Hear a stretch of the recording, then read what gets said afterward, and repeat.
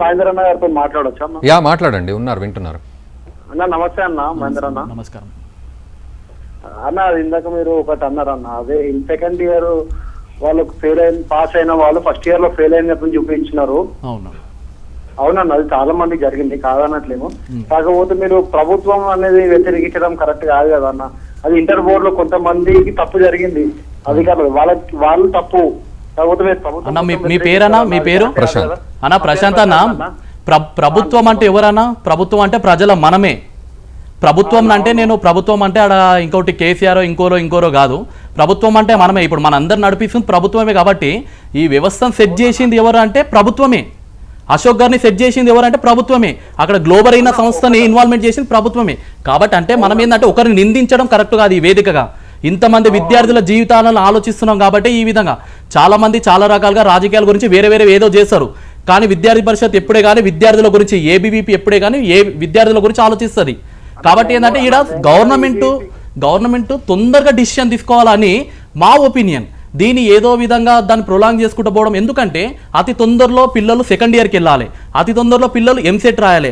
ఇప్పటిదాకా తమ్ముడు చెప్పిండు మాకు వెయిటేజ్ ఉండాలి. ఎందుకంటే ఇక్కడ ఉన్నటువంటి మార్క్స్ 75% అబోవ్ ఉంటేనే మేము హయ్యర్ ఎడ్యుకేషన్కి మాకు సీట్స్ వస్తాయని చెప్తున్నారు. అంటే ఇవన్నీ సాల్వ్ కావాలంటే తొందరగా గవర్నమెంట్ డిసిషన్ తీసుకోవాలన్నా ఆ విధంగా అంటాం తప్ప ప్రభుత్వాన్ని ఉట్టిని అనడానికి అయితే లేదు కదా. ఇప్పుడు గవర్నమెంట్ డిసిషన్ తీసుకోవడానికి ఇంతసేపు కేసీఆర్ గారు అనుకుంటే ఈరోజు సాయంత్రం 5 గంటలకు డిబేట్ పెట్టి లేకుంటే ప్రెస్ మీట్ పెట్టి విద్యార్థులకు ఈ విధంగా చేస్తున్నామని ఎన్నో వరాలు ఇస్తున్నాడు తెలంగాణ ప్రజలకందరూ కూడా. మరి విద్యార్థుల గురించి ఒక్క నిమిషం ఆలోచించలేకపోతుండా అని మా ఆవేదన అంతే. కాబట్టి కేసీఆర్ గారు కేటీఆర్ గారిని మేము పక్కా ఎందుకు అడుగుతున్నామంటే వాళ్ళు అనుకుంటే విద్యార్థులకు అందరూ కూడా న్యాయం జరుగుతుంది. ఇంకా ఈ రాష్ట్రంలో ఎవరు అనుకున్నా న్యాయం జరగదు.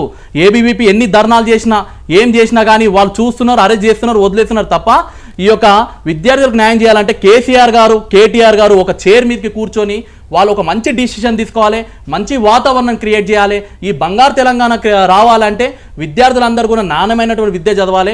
అలాంటి విద్యార్థులకు అన్యాయం చేయొద్దని చెప్పేసి ఏబీవీపీ తరఫున నేను కోరుకుంటున్నాను. అంతేగాని ఇంకా ఇట్లాంటి మీరు అన్నట్టు ఏంటంటే గవర్నమెంట్ని మేము నిందించడం ఇంకోటో కాదన్నా. వాళ్ళంతా వాళ్ళు సక్రమంగా పనిచేస్తే మనం ఎందుకు నిందిస్తాం? ఇక్కడ ఈ 20 ఏళ్ళు 30 ఏళ్ళ నుంచి ఇంతకుముందు గుడ్ గవర్నెన్స్ కంపెనీ చేసేది. మరి ఇంతకుముందు గుడ్ గవర్నెన్స్ కంపెనీ మీద ఎప్పుడు కూడా మనం నిందేయలేము, ఎప్పుడు కూడా వాళ్ళ మీద అలగేషన్స్ పెట్టలేము. మరి ఇప్పుడే ఎందుకు వస్తున్నాయి అంటే వాస్తవం కదా. ఇక్కడ ఇన్ని పేపర్లు ప్రూఫ్ చెప్తున్నాయి కదా. మరి ఇలాంటి కంపెనీ మీద చర్యలు ఏం తీసుకుంటున్నారు? ఆయన డైరెక్టర్ ఎంప్లాయీస్ ఒప్పుకున్నారు. అక్కడ ఎంప్లాయీస్ ఏమన్నా అంటే అవును మా దగ్గర తప్పు జరిగిందని ఎంప్లాయీస్ ఒప్పుకున్నారు.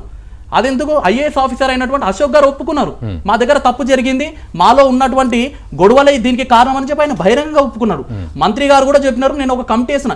ఇంతమంది ఒప్పుకున్న తర్వాత విద్యార్థుల ఫీజులు వసూలు చేయడం ఏంది, విద్యార్థులు సప్లిమెంటరీ రాయడం ఏంది? ఇది కరెక్ట్ కాదని చెప్పేసి ఏబీవీపీ మేము డిమాండ్ చేయడం జరుగుతుంది. ఎప్పుడే కానీ విద్యార్థులకు వాళ్ళు తప్పు చేయలేదు, మీరు తప్పు చేశారు కాబట్టి ఆ తప్పును మీరు సరిదిద్దుకోండి. వీళ్ళు ఫీజు కడితే వీళ్ళు తప్పు చేసిన వాళ్ళు అవుతారు. కాబట్టి అటువంటి పెట్టకుండా సప్లీ అనే మాటనే రావద్దు గవర్నమెంట్ నుంచి. ఎందుకంటే వాళ్ళకి మెమోలు వచ్చినా ఏమొచ్చినా కానీ మేము ఫెయిల్ అయినటువంటి వ్యక్తులం అని చెప్పి వీళ్ళలో ఒక అపోహం సైకలాజికల్ వాళ్ళు డిసైడ్ అయ్యి ఉంటారు. కాబట్టి అలాంటిది వద్దు. బెటర్మెంట్ కామన్ గా అందరికి బెటర్మెంట్ పెట్టండి, ఒక ఛాయిస్ ఇవ్వండి. తెలంగాణ అభివృద్ధి జరగాలంటే విద్యార్థులే కదా మూల సూత్రధారులు. మీరు అన్నట్టు అంటే బెటర్మెంట్ అనే దానికి బిఫోర్ రీవాల్యుయేషన్ రీవెరిఫికేషన్ అనే స్టేజ్ పెట్టొచ్చు అండి, అది కూడా పెట్టొచ్చు. నేనేమంటున్నా అంటే ఫస్ట్ ఆలోచన వాళ్ళు తీసుకున్నారు ఆల్రెడీ, కానీ అమౌంట్ కట్టాల్సిందే. నిన్న బోర్డ్ ఆఫ్ ఇంటర్మీడియట్ ముందర ధర్నా చేస్తుంటే మా ఏబీవీపీ పెద్దవాళ్ళు కూడా అందరు కూడా ధర్నా చేస్తుంటే పోలీస్ వారే కానీ అక్కడ ఉన్నటువంటి అధికారులే కానీ నడవండి పోయి రివాల్యుయేషన్ బెటర్ ఏదో పెట్టుకోపోండి, రీకౌంటింగ్ ఏదో ఒకటి పెట్టుకోపోండి అని చెప్పి అంత దురుసుగా ప్రయత్నాలు ఎందుకు? ఈ రోజు ఆ పిల్లగాడు మనోవేదనకు గురయ్యి ఇంట్లో తలుపులు పెట్టుకొని ఒక అమ్మాయి తలుపులు పెట్టుకొని 3-4 రోజుల నుంచి భోజనం చేయకుండా కూర్చున్నారు. అంటే అలా బాధ అలా ఆవేదన మీకు అర్థమవుతుందని చెప్పేసి ఈ రోజు మేము అడుగుతున్నాం. ఎందుకంటే ఆ విధంగా స్టెప్ తీసుకొని అమౌంట్ పెట్టడం ఎందుకని మేము అంటున్నామండి. అంటే ఎందుకు ఈ ఫీజుల ద్వారానే తెలంగాణ బతికేది ఉందా? కాబట్టి అలాంటిది అవసరం లేదు. ఆ రీవాల్యుయేషన్ రీకౌంటింగ్ అనేది ఫ్రీగా పెట్టి ఆ తర్వాత కూడా ఇంకేమైనా లోటుపాట్లు ఉంటే ఒక కమిటీని వేసి ఈ యొక్క విద్యార్థులకు అందరూ కూడా ఈ సప్లిమెంటరీ కాకుండా ఈ కామన్ ఎగ్జామ్స్ పెడితే బెటర్ అని చెప్పేసి మా ఒపీనియన్ అండి. సో ప్రశాంత్ గారు, అంటే మీరు అడిగిన క్వశ్చన్ ప్రకారం ఇక్కడ వచ్చే సమాధానం ఏమిటంటే నిజంగా కూడా ఎవరు తప్పు చేశారు అనేది ఫస్ట్ సెకండరీ అవుతుంది అక్కడ. సో నిజంగా తక్షణం విద్యార్థులకు ఎలాంటి న్యాయం జరగాలి అనే విషయంలోనే వీళ్ళంతా కూడా పోరాడుతున్నారు. సో మరి తప్పు ఎక్కడ జరిగింది అనేది సెకండరీ, వాళ్ళు తర్వాత దానికి సంబంధించి కమిటీలు వేసుకొని మరి ఇక్కడ సిచ్యువేషన్ ఏంటంటే గ్లోబరీనా సంస్థ CEO కూడా మాట్లాడుతూ ఉన్నారు. మేము ఎట్లాంటి విచారణకైనా సిద్ధపడుతూ ఉన్నాం. అయితే ఇక్కడ రెండు రకాలు కనబడుతున్నాయి, మాన్యువల్ తప్పిదం, at the same time automation తప్పిదం, లేకపోతే ఈ టెక్నాలజీ వైజ్ జరిగిన తప్పిదం. నేను ఏమంటున్నానండి, ఒక గవర్నమెంట్ వ్యవస్థ ఇంత పెద్ద ఒక కాంట్రాక్ట్ అనేది ఎక్స్పీరియన్స్ పర్సన్స్కి ఇస్తుంది. ఒకటి మ్యాన్ పవర్ ఉండాలి, తర్వాత టెక్నికల్ పరంగా వాళ్ళకు అన్ని రకాలుగా వర్త్ అయ్యి ఉండాలి వాళ్ళందరూ కూడా. అంటే గవర్నమెంట్ ఈ గ్లోబరీనా అనే కంపెనీకి ఇతను అంటున్నాడు నా దగ్గర ఎటువంటి తప్పు లేదనేసి అంటున్నాడు. ఇతను బహిర్గతంగా వచ్చి టీవీ ముందర కూర్చొని నా దగ్గర ఇన్ని ఎక్విప్మెంట్స్ ఉన్నాయి, నేను ఇంతమందికి నేను ఎగ్జామ్స్ పెట్టాను, అసలు 7 స్టేట్లకు ఎగ్జామ్స్ పెట్టి ఉండాలి ఇలాంటి కాంట్రాక్ట్ ఇవ్వాలంటే. దాదాపుగా ఒక 10 లక్షల నుంచి 13 లక్షల వరకు విద్యార్థులకు అందరు కూడా 13 లక్షల మంది విద్యార్థులకు వీళ్ళు ఎగ్జామినేషన్ పెట్టి ఉండాలి. మరి ఇవన్నీ పెట్టిరా వీళ్ళు? రైట్ మహేందర్ గారు, ఒక్క నిమిషం. అటు ఇంటర్ బోర్డు ఇష్యూకి సంబంధించి అడ్వకేట్ మాట్లాడుతున్నారు. రైట్, ఆ విజువల్స్ 1 మంత్లో పేపర్స్ అన్ని 9.5 lakhs పేపర్స్ని ఎవాల్యుయేట్ చేసి మార్క్స్ అప్లోడ్ చేసి వాళ్ళ రిజల్ట్స్ డిక్లేర్ చేశారు. 9.5 లక్షల మందికి నెల రోజులు సరిపోతే 3 లక్షల మందికి 2 నెలలు ఎందుకు అవసరం పడుతుందని చెప్పడం జరిగింది. దాని మీద కోర్టు వారు కూడా సాటిస్ఫై అయ్యి త్వరితగతిన 1 వీక్ 10 daysలోన టైం షెడ్యూల్ ఫ్రేమ్ చేసి చెప్పమని చెప్పారు. అది మళ్ళీ తదుపరి విచారణ సోమవారం. Thank you.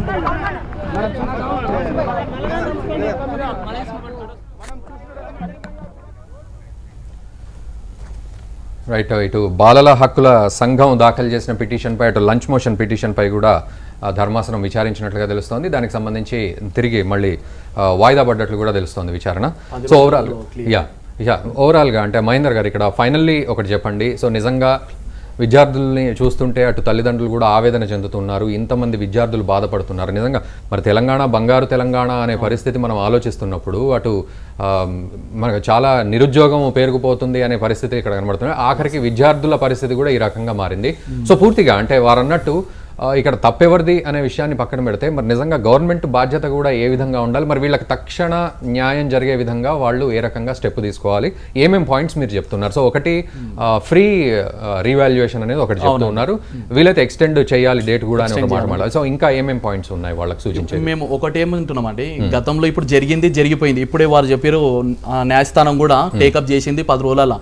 ఎవరే కానీ అంతే, ఈ ఎక్కువ లాంగ్ తీసుకోకుండా తొందరగానే టేకప్ చేయాలని చెప్పేసి అంటున్నారు.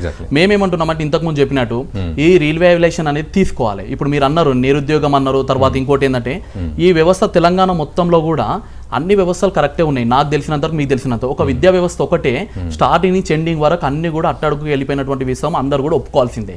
ఎందుకంటే ఆ ఎంసెట్ కుంభకోణం కానీ లేకపోతే ఇది కానీ నిరుద్యోగ విషయంలో కానీ అన్నిట్లలో ఇప్పుడు ఈ వ్యవస్థ కూడా ఇప్పుడు ఏదైతే బోర్డ్ ఆఫ్ ఇంటర్మీడియట్ చేసినటువంటి తప్పు, ఏదైతే గ్లోబరీనా చేసినటువంటి తప్పు ఈ విద్యార్థుల మీద కనుక పడినట్లయితే రాష్ట్రం చాలా వెనుకపోయే అవసరం ఉన్నది. రాష్ట్రం చాలా వెనకాలకి వెళ్ళిపోతుంది ఈ రకంగా ఈ యొక్క ఇష్యూ ద్వారా. కాబట్టి గవర్నమెంట్కి ఒకటి రీవాల్యుయేషన్ ఇమ్మీడియట్లీగా, revaluation and recounting also, recounting పెట్టి ఆ యొక్క సంస్థ ద్వారా అప్లోడ్ కాకుండా వేరే సంస్థను ఇమ్మీడియట్లీ టెండర్ వేస్తారా లేకుంటే గవర్నమెంట్ ఇన్ఫ్లుయెన్స్ ఉపయోగించి ఎవరిని పిలుస్తారో తెలియదు, ఆ సంస్థను పక్కకు పెట్టేసి వీరి యొక్క కౌంటింగ్ రీవాల్యుయేషన్ మళ్ళీ తిరిగి అప్లోడ్ చేయాలి. ఎవరైతే విద్యార్థులు ఫెయిల్ అయినటువంటి, నమ్మకంగా మేము పాస్ అవుతాం అన్నటువంటి విద్యార్థులు ఫెయిల్ అయినటువంటి వారు ఉంటారు ఎవరైతే, వాళ్ళందరికీ కూడా బెటర్మెంట్ పెట్టే అవకాశం గవర్నమెంట్ కల్పించాలని చెప్పేసి ఏబీవీపీ డిమాండ్ చేయడం జరుగుతుంది.